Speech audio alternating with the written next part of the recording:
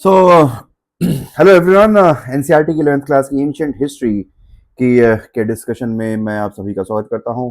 और आज हम चैप्टर 11 में जो चैप्टर का नाम है महाजनपद, उसमें एक नया टॉपिक डिस्कस करेंगे जिसका नाम है गनसंघ। ठीक है, तो गनसंघ क्या थे, गनसंघ किस तरीके से काम करते थे, इनकी क्या काम करने की शैली थी, ये सारी चीजें जो है हम आज के लेक्चर में देखेंगे। तो my name is Shubham and you are watching I social. Let's get start. तो सबसे पहले देखते हैं कि भाई गनसंघ और टेरिटोरियल किंगडम्स में क्या फर्क है। ठीक है, पिछले लेक्चर में हमने देखा कि ये सारे 16 महाजनपद, ठीक है, इन सारे 16 महाजनपद के बारे में हमने देखा। अब ये 16 महाजनपद में कुछ महाजनपद जो थे, जो टेरिटोरियल किंगडम्स उनको कहते थे। टेरिटोरियल किंगडम्स वाला सिस्टम था, यानी कि बेसिकली मोनार्कियल सिस्टम था।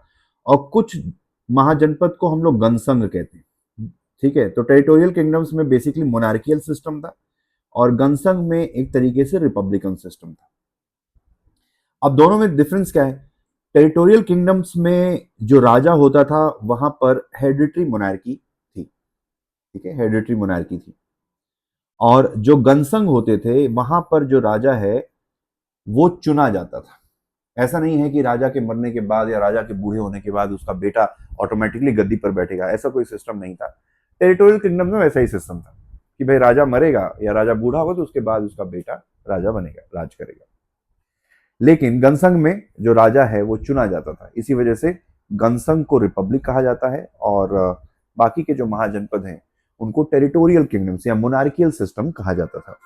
ठीक है, अगर आप देखें तो कंबोज, ठीक है, अगर आप कंबोज की देखें तो कंबोज, फिर आपका पांचाल, आपका वज्जी, आपका मल, ये चार महाजनपद ऐसे हैं जो गनसंघ कहलाते थे। ठीक है, ये गनसंघ थे। उसके अलावा बाकी के जितने भी थे वो लोग मोनार्कियल सिस्टम थे। ठीक है, मोनार्कियल सिस्टम। तो चलिए देख लेते हैं, एक टेबल है और इस टेबल के माध्यम से समझने की कोशिश करते हैं।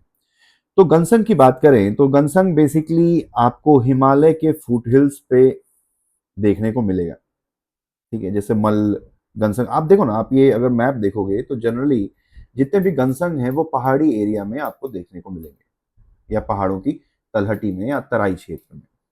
ठीक है, लेकिन टेरिटोरियल किंगडम्स की अगर हम बात करें तो वो नदियों के फर्टाइल एलुवियल प्लेन्स में आपको टेरिटोरियल किंगडम्स देखने को मिलेगी। तो पहला जो डिफरेंस है वो ज्योग्राफी से रिलेटेड है। ठीक है, अगला, जैसा कि हमने देखा कि गनसंघ में जो राजा होता था, जो चीफ होता था, ठीक है, वो बेसिकली हेरिडिटरी नहीं होता था। ठीक है, हेरिडिटरी नहीं होता था और इनको गणपति या गणराज के नाम से बुलाया जाता था। ठीक है, गणपति या गणराज के नाम से बुलाया जाता था। ठीक है, लेकिन जो टेरिटोरियल किंगडम्स हुआ करती थी उनमें वहां पर हेरिडिटरी मोनार्की थी और वहां पे राजा को राजन शब्द से बुलाया जाता था। ठीक है, तो यहाँ पर गणपति या गणराज है, यहाँ पर शब्द जो है राजन या कहीं कहीं पर आपको सम्राट देखने को मिलेगा। अगले गणसंघ की बात करें तो बेसिकली गणसंघ एक तरीके से रिपब्लिकन गवर्नमेंट हुआ करती थी और यहाँ पर जितने भी फैसले लिए जाते थे वो मेजॉरिटी वोट के बेसिस पे लिए जाते थे। यानी कि बेसिकली ऐसा होता था कि कुछ फैमिलीज थी, ठीक है, इन्फ्लुएंशियल फैमिलीज, ये फैमिलीज मिलके अपना राजा चुनती थी।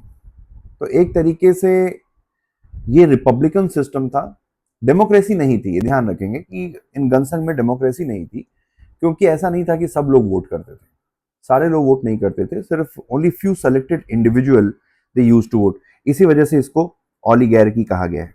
ऑलिगैर्की का मतलब होता है रूल ऑफ द इलीट, जहाँ पे एक ऐसे समाज में समाज के जो इन्फ्लुएंशियल लोग होते हैं वो समाज के सारे डिसीजंस लेते हैं, उन्हीं के पास पावर कॉन्सेंट्रेटेड होती है। ठीक है, बात अगर हम टेरिटोरियल किंगडम्स की करें तो यहाँ पर जो पावर थी that was concentrated into the hand of the king. ठीक है, एक राजा होता था, उसी के पास सारी शक्तियां थी। ठीक है, गनसंग में बेसिकली क्या होता था कि ये फैमिली साथ में बैठती थी और लकड़ी के पीस पर, एक लकड़ी के गुटके पर वो अपने जो चॉइस है, एक तरीके से वोट बैलेट पेपर समझ लीजिए, उस पर अपना चॉइस जो है किसको वो राजा बनाना चाहते हैं वो लिखते थे। इसको बोलते थे सलाखा सिस्टम। तो सलाखा सिस्टम एक तरीके से बैलेट पेपर का काम करता था।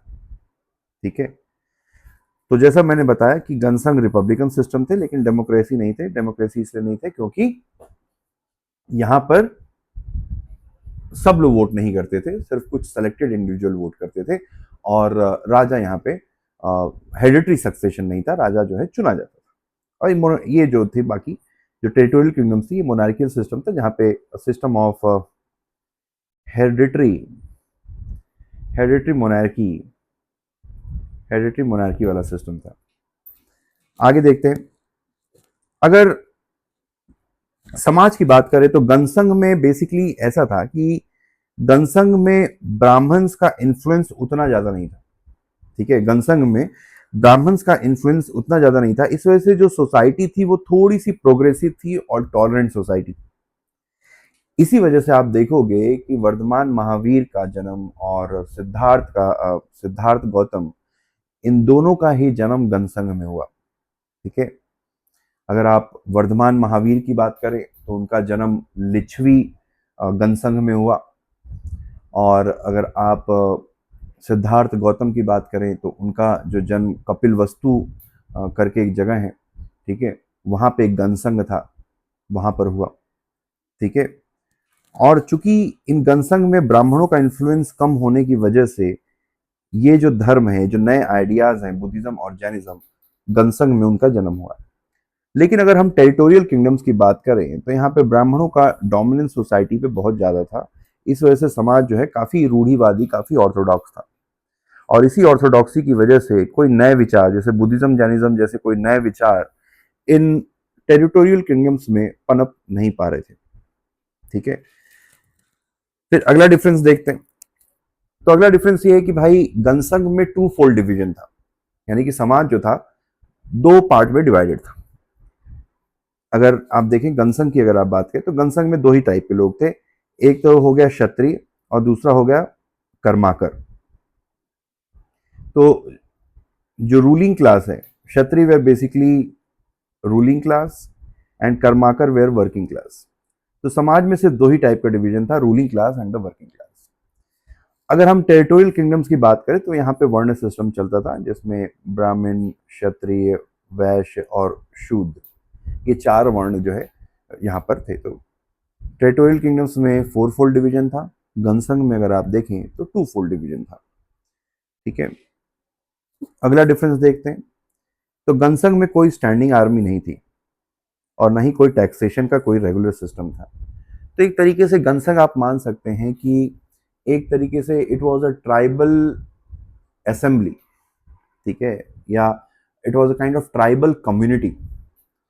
ट्राइब में क्या होता है कि भाई ट्राइब में कैसा होता है कि एक कबीला होता है, कबीले का एक मुखिया होता है, और मुखिया कोई महल में नहीं रहता, वो कबीले वालों के साथ ही रहता है। ठीक है, और वो काफ़ी सीनियर होता है, पावरफुल। पावरफुल क्या मतलब, फिजिकली काफ़ी एबल होता है, उसको इंटेलेक्चुअली भी काफ़ी एबल होता है। इस वजह से लोग उसको अपना मुखिया मानते हैं। और he is not like a king, he is like a first among the equal. वो कैप्टन जैसा होता है पूरे कम्युनिटी का।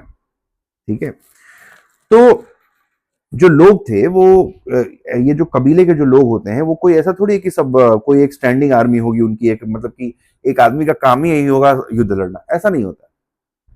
तो होता क्या था कि आमतौर पर शांति के समय आदमी जो है कोई आप देखें तो कोई खेती कर रहा है, कोई कारपेंटर का काम कर रहा है, कोई आयरन स्मिथ है, ये शांति के समय सब लोग अपना अपना प्रोफेशन फॉलो कर रहे हैं। और जब भी युद्ध होता था तो यही जो लोग हैं, जो कारपेंटर है, जो कॉबलर है, जो वुड स्मिथ है, आयरन स्मिथ है, यही लोग हथियार उठाकर राजा के लिए लड़ने के लिए जाया करते थे।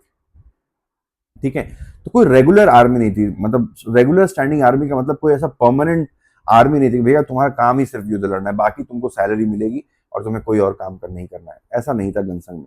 गनसंग में लोग आमतौर पर कुछ कुछ अपना काम करते रहते थे, और जब भी युद्ध का समय आता था तभी वो हथियार उठाकर सैनिक की भूमिका में नजर आते थे।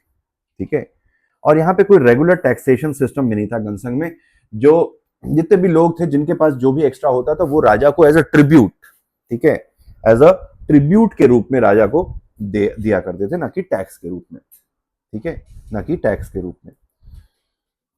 लेकिन अगर ठीक उलट अगर हम टेरिटोरियल किंगडम्स की बात करें तो टेरिटोरियल किंगडम्स में अगर आप देखें तो टेरिटोरियल किंगडम्स में एक तो स्टैंडिंग आर्मी थी और उसके साथ साथ रेगुलर टैक्सेशन सिस्टम भी था। स्टैंडिंग आर्मी के साथ साथ रेगुलर टैक्सेशन सिस्टम भी आपको टेरिटोरियल किंगडम में देखने को मिलेगा।